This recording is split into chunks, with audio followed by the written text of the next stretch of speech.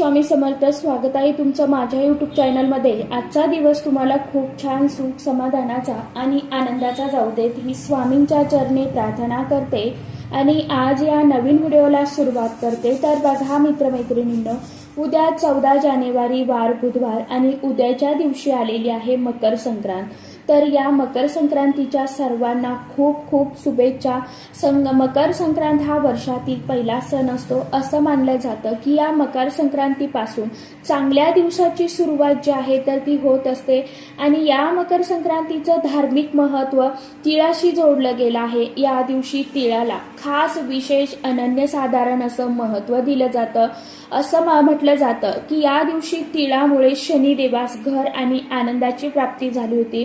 त्यामुळे त्या दिवसापासूनच मकर संक्रांतीला सूर्यदेवाची पूजा करण्याचं महत्त्व आहे. त्याचबरोबर मकर संक्रांतीच्या दिवशी तिळाचं दान केल्याने सूर्य आणि शनी हे दोन्हीही देव जे आहेत तर ते प्रसन्न होतात.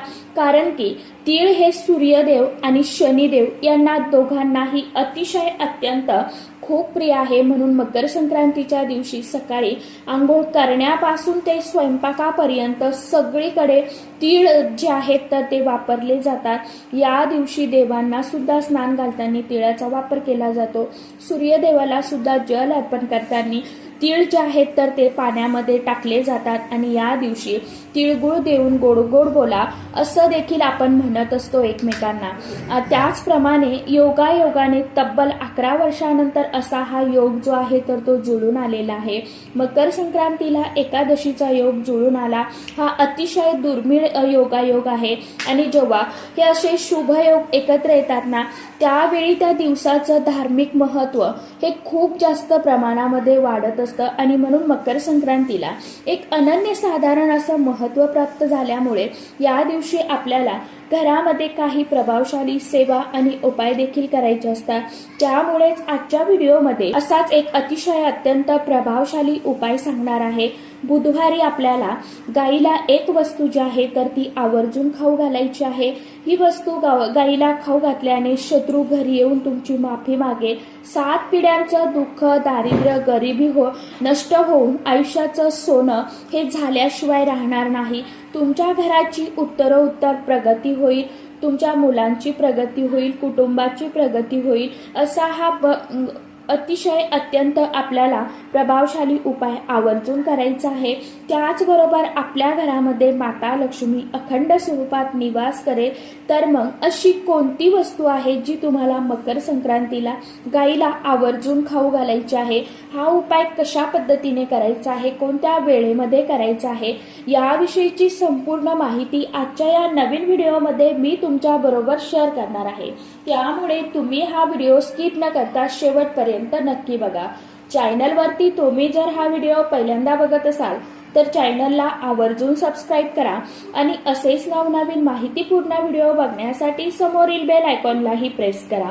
त्यामुळे काय होईल, जेव्हा कधी मी नवीन व्हिडिओ अपलोड करेल तर सर्वात अगोदर त्याचं नोटिफिकेशन तुम्हाला मिळेल आणि तुम्ही एकही व्हिडिओ मिस करणार नाही. तर बघा मित्रमैत्रिणींनो, मकर संक्रांतीच्या दिवशी सूर्यदेवाची पूजा करणे, सूर्यदेवांना जल अर्पण करणे हे अतिशय अत्यंत खूप खास आणि तितकं शुभ मानलं जातं. असं म्हटलं जातं की या दिवशी सूर्यदेवांना जल अर्पण केलं तर सूर्यदेव हे प्रसन्न होतात आणि आपल्या जीवनातील सर्व अडचणी दुःख संकटे अडथळे हे दूर करत असतात. मकर संक्रांत हा सण नवीन पिकाच्या आगमनाचं प्रतीक मानलं जाते. या दिवशी लोक नवीन पिकांसाठी देवांचे आभार मानतात. या दिवशी सूर्यदेवांची पूजा केल्याने व्यक्तीला शारीरिक मानसिक आणि आध्यात्मिक ऊर्जा प्राप्त होते. त्याचप्रमाणे या दिवशी पवित्र नदीमध्ये स्नान करून केल्याने पुण्य प्राप्त होते. यासोबतच जीवनात सकारात्मक बदल होतात आणि समृद्धी येते. तर त्याचबरोबर या दिवशी काही प्रभावी उपाय आणि सेवा केल्या तर त्याचा आपल्याला किती 1000 पटीने फळ जे आहे तर ते मिळत असतं. जेव्हा मकर संक्रांत आणि एकादशी तिथीही एकत्र येते त्यावेळी त्या दिवसाला खूप जास्त महत्त्व दिलं जातं। मकर संक्रांतीच्या दिवशी घरोघरी गायीची पूजा देखील केली जाते, कारण या दिवशी गोदान सुद्धा केलं जातं किंवा गोसेवा जी आहे तर ती केली जाते। आणि एकादशी तिथी सुद्धा गायीला समर्पित आहे। आपण एकादशीच्या दिवशी सुद्धा गायीची जी सेवा आहे तर ती करत असतो। म्हणून आपल्याला उद्या ही जी वस्तू मी तुम्हाला आज या व्हिडिओमध्ये सांगणार आहे ना, तर ती तुम्हाला गायीला आवर्जून खाऊ घालायची आहे।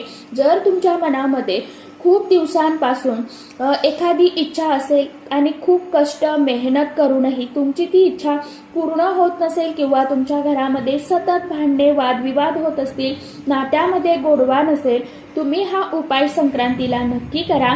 घरातील वादविवाद भांडणे हे दूर होतील। तसेच तुम्हाला कोणत्याही कामामध्ये यश मिळत नसेल, घरातील गरिबी दरिद्रता ही संपायचं नावच घेत नसेल, तर उद्या आवर्जून करून बघा। हा उपाय जर तुम्ही उद्या केला तर नक्कीच तुमच्या घरातील गरिबी दरिद्रता ही संपूर्णपणे दूर होईल। त्याचप्रमाणे तुमच्या आयुष्यामध्ये एखादा शत्रू असेल, शत्रूंचा तुम्हाला वारंवार त्रास होत असेल, तर शत्रू हा तुमच्यावरती गुप्तवार करत असेल, तर असा शत्रूंचा त्रास देखील या उपायाने दूर होईल। उपाय करण्यासाठी तुम्हाला बुधवारी मकर संक्रांतीला सकाळी लवकर उठायचं आहे, स्वच्छ स्नान करायचं आहे, आंघोळीच्या पाण्यामध्ये थोडेसे पांढरे तीळ टाकून तुम्हाला स्वच्छ स्नान करायचं। स्नान करून झाल्यानंतर लगेचच तुम्हाला भगवान सूर्यदेवांना अर्घ्य अर्पण करायचं आहे। अर्घ्य अर्पण करत असताना पाण्यामध्ये तुम्हाला थोडंसं हळद टाकायची नाही, हळद टाकायची, थोडंसं कुंकू टाकायचं, पांढरे तीळ टाकायचे, थोडेसे लाल रंगाचं फूल टाकायचं, थोडंसं गंगाजल टाकायचं आणि हे पाणी जे आहे तर ते सूर्यदेवांना अर्पण करायचं आहे। मकर संक्रांतीला जर तुम्ही सूर्यदेवांना जल अर्पण करून केली तर संपूर्ण मकर संक्रांतीचं शुभ फळ हे आपल्याला नक्कीच प्राप्त होतं। इतकं महत्त्व सूर्यदेवांना अर्घ्य देण्याला दिलं जातं। म्हणून घरातील एका तरी व्यक्तीने आवर्जून सूर्यदेवांना जल अर्पण करायचं आहे, अर्घ्य द्यायचं आहे। जल अर्पण करत असताना आपल्याला ओम गृणी सूर्याय नमः या मंत्राचं पठण करायचं आहे किंवा मग ओम आदित्याय नमः या मंत्राचं पठण तुम्ही करू शकता। जल अर्पण करून झालं की लगेचच आपल्याला आपल्या देवघरातील देवी देवतांचं विधिवत पूजन करून घ्यायचं, धूपदीप लावून वातावरण घरामध्ये प्रसन्नमय करायचं आहे। आणि यानंतर लगेचच तुम्ही हा उपाय केला तरी चालेल किंवा दुपारी संध्याकाळी जेव्हा तुम्हाला वेळ मिळेल त्या वेळेमध्ये तुम्ही हा उपाय करायचा आहे।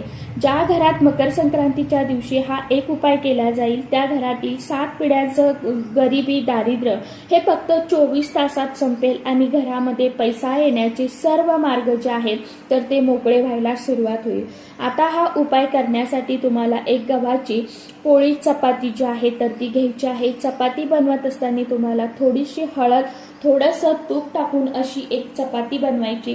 शक्यतो तुम्ही जेव्हा स्वयंपाक करणार आहात त्यावेळी तुम्हाला आपण पहिली चपाती पोळी जी आहे तर ती बनवतो ना, तर ती पोळी आपल्याला एका प्लेटमध्ये ताटामध्ये काढून घ्यायची आणि त्या चपातीवरती तुम्हाला थोडेसे पांढरे तीळ ठेवायचे। पांढरे तीळ जर तुमच्याकडे नसेल तर मग तुम्ही काळे तीळ जे आहेत तर ते घेऊ शकता, पण शक्यतो करून पांढरे तीळ आता सर्वांकडेच असणार आहे, तर पांढरे तीळ तुम्हाला घ्यायचे आहे आणि त्यावरती तुम्हाला एक गुळाचा खडा जो आहे तर तो ठेवायचा आहे। यानंतर तुम्हाला एका ताटामध्ये ही चपाती ठेवायची, थोडंसं हळदी कुंकू अक्षदा पाणी घ्यायचं, एक दिवा घ्यायचा प्रज्वलित करून आणि या सर्व वस्तू घेऊन तुम्हाला जिथे कुठे जवळपास गाय असेल किंवा तुमच्या दारावरती येत असेल तिथे जायचं आहे आणि गायीच्या पायावरती तुम्हाला अगोदर समोरच्या पायावरती पाणी टाकायचं, त्यानंतर मागचे दोन्ही पायावरती पाणी टाकायचं। असे तुम्हाला गायीचे 4ही पाय धुवून घ्यायचे।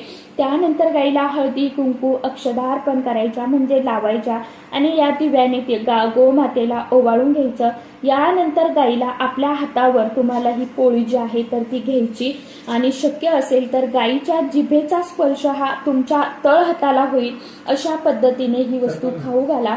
असं म्हटलं जातं की जर आपल्या हाताला गायीचा स्पर्श झाला तर तिथेच आपले सर्व वाईट भोग कर्म जे आहेत पाप जे आहे तर ते नष्ट होते, कारण की 33 कोटी देवी देवतांचा कृपा आशीर्वाद जो आहे तर तो गायीच्या पोटामध्ये आहे। त्यामुळे तुम्हाला हा जो नैवेद्य आहे तर तो आवर्जून गायीला खाऊ घालायचा आहे। यानंतर गायीला तुम्हाला 11 प्रदक्षिणा करायच्या आहे। प्रदक्षिणा करत असताना मनामध्ये आपल्याला ओम नमो भगवते वासुदेवाय नमः या मंत्राचं पठण करायचं आणि शेवटी आपल्याला तुमचा जो उजवा हात आहे तर तो उजवा हात जिथे गाईचा उंचवटा असतो तिथे तुम्हाला ठेवायचा आणि आपल्याला आपल्या मनातील जी काय इच्छा असेल तर ती आपल्याला बोलून दाखवायची आहे, आपल्याला व्यक्त करायची आहे, सांगायची आहे। परत आपल्याला गाईला नमस्कार करायचा आहे।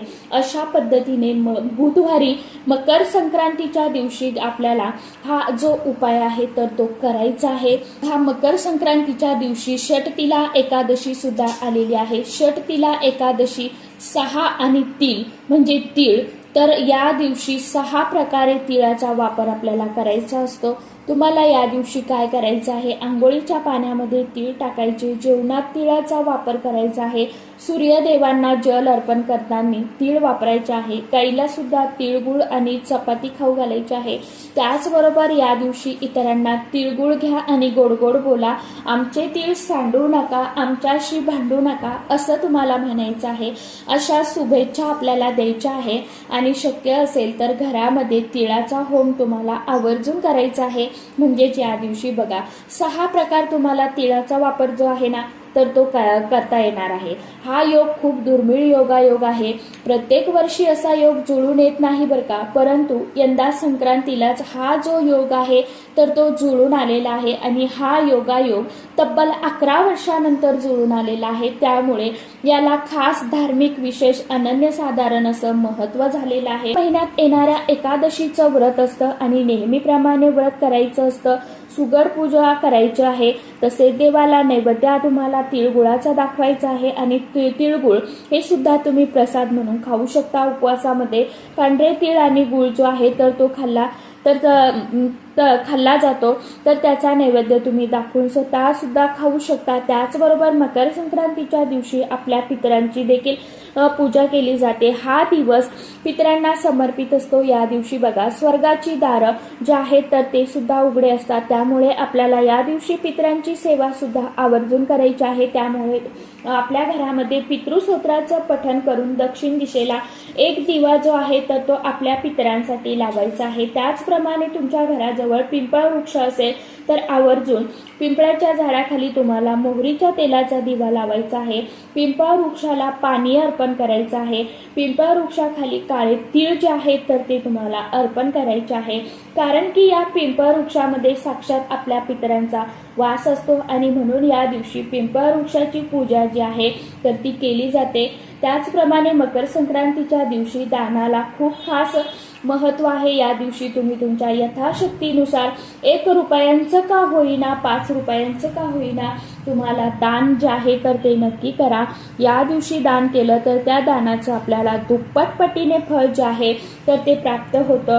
सर्व पाप जी आहेत तर ती दूर होतात, संपत्ती आणि समृद्धीमध्ये वाढ होत जाते। या दिवशी प्रामुख्याने तीळ, तांदूळ, गूळ, धान्य हे जे आहेत तर हे पदार्थ जे आहेत तर ह्या वस्तू ज्या आहेत तर त्या मकर संक्रांतीला दान केल्या जातात। तर अशा पद्धतीने तुम्हाला काही वस्तू ज्या आहेत तर त्या खाऊ घालायच्या आहे। हा जो नैवेद्य आहे तर तो तुम्हाला उद्या संक्रांतीच्या दिवशी खाऊ घालायचा आहे। तुम्हाला जी वस्तू शक्य होईल दान करणं, किमान एक तरी वस्तू आपल्याला आपल्या ऐपतीनुसार आपल्या परिस्थितीनुसार आपल्याला एक तरी वस्तू दान करायची आहे। शक्यतो करून गोरगरिबांना ज्यांना खरंच गरज आहे अशा व्यक्तींना आपल्याला त्या वस्तू दान करायच्या आहे। उगाचच आपल्याला दान करायचं आहे कोणालाही, ज्यांना काही वेळा काय होतं ज्यांना गरज नाही आपण त्यांना देत बसतो आणि खरोखर ज्या वस्तूची ज्यांना आवश्यकता आहे, गरज आहे त्यांना आपण काही वेळा देत नाही।